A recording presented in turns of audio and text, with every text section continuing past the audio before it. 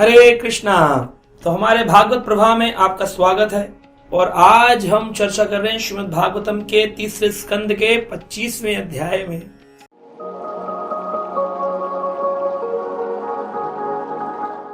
तो ये अध्याय में चर्चा करी गई है कि जब कर्दम मुनि देवहूति माता को छोड़कर उनके पुत्र के ऊपर जिम्मेदारी और चले गए, अपने वन गमन किया, वन में गए ध्यानस्थ होने के लिए और अंत काल में भगवत धाम प्राप्त किया।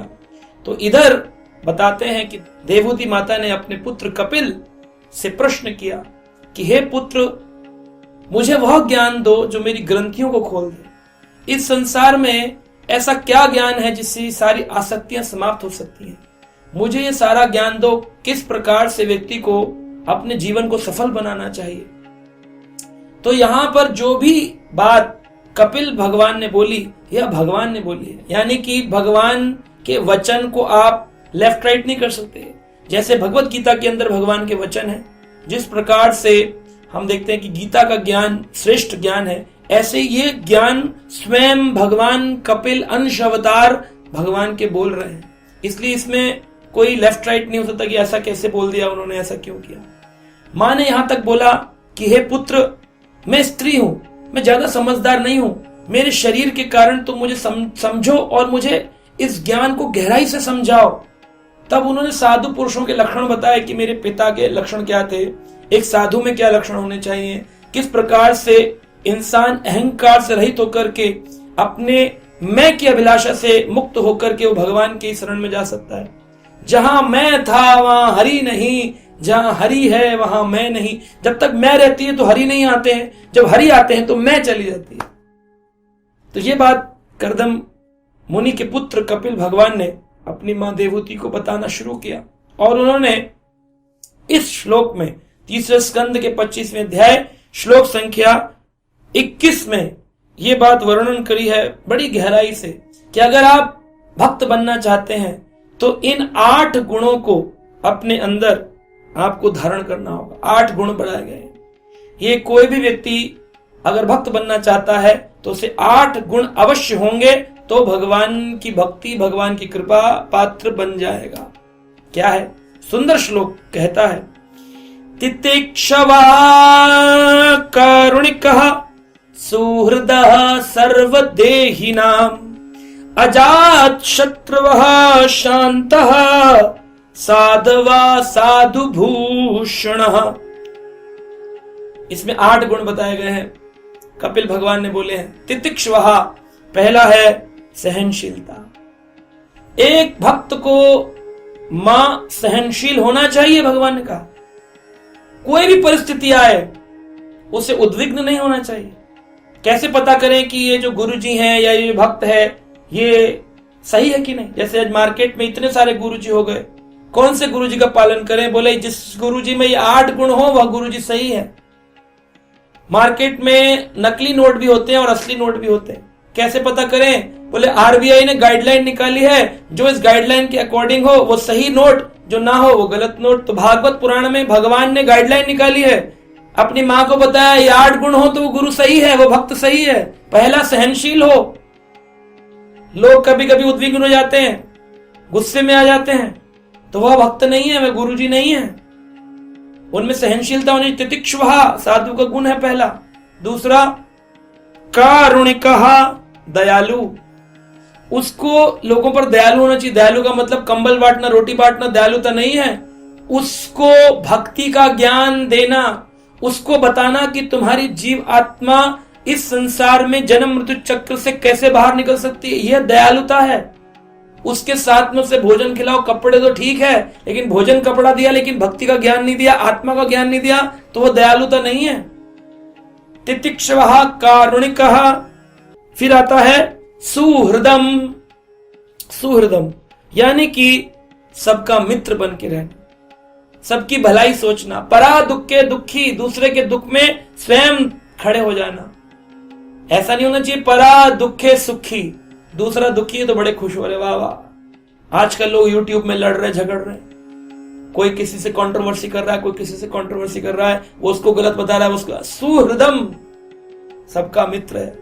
जो जिस रास्ते से चले वो उसकी गति भगवान जाने, हम इस रास्ते से चले। सुहृदम सर्वदेही नाम, सारे के सारे जितने भी समस्त जीव हैं उनका भाव रखना कि मुझे किसी के प्रति भी कोई अपराध नहीं, यहां तक कि चींटी का भी ख्याल रखना एक भक्त सोचता है। चलते वक्त कुछ कथाएं आती हैं जहां भक्तों ने उछल उछल कर चलकर दिखाया है कि कहीं हमसे कोई चींटी ना मर जाए, मच्छर ना मर जाए। ये वैष्णव का गुण है ना। तो ऑल आउट लगा रहे हैं और मच्छर मार रहे हैं। श्रील प्रभुपाद जी कहते थे अगर तुमने एक मच्छर मारा तुम्हें अगले जन्म में मच्छर बनना पड़ेगा। एक मच्छर तक का ख्याल रखना, सर्वदेही नाम, सबका ख्याल रखना। तितिक्षवा कारुणिका सुहृदम सर्वदेही नाम, अजात शत्रु, उसका कोई शत्रु नहीं होना चाहिए, किसी के पसी बैर नहीं। कबीर जी कहते थे कबीरा खड़ा बाजार में सबकी मांगे खैर, ना काहू से दोस्ती ना काहू से बैर, किसी से बैर नहीं, ना किसी से दोस्ती है। शांत चित्त भगवान ही उसके मित्र है, भगवान ही उसके पिता है, भगवान के प्रति शरणागत जीव है। संसार में रह रहा है दिखाने के लिए, लेकिन उसका चित्त तो भगवान में लगा है। अजात शत्रुवा, कोई शत्रु नहीं। अजात शत्रुवा शांतः, और ऐसा व्यक्ति शांत रहता है।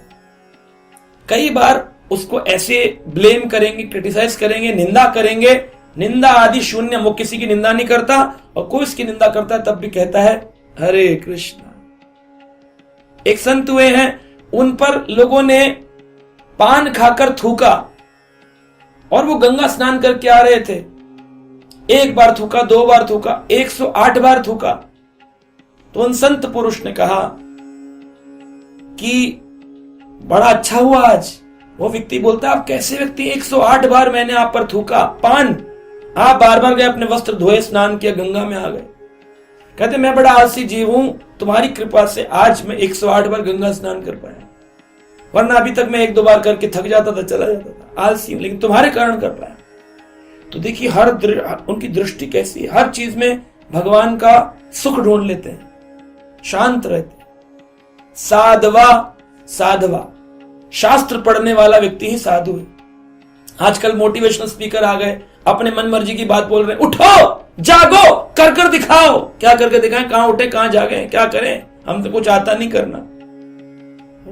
लॉ ऑफ अट्रैक्शन है, जो सोचोगे वो करके दिखा दोगे, बस सोच लो, बड़ा सोचो, हो जाएगा।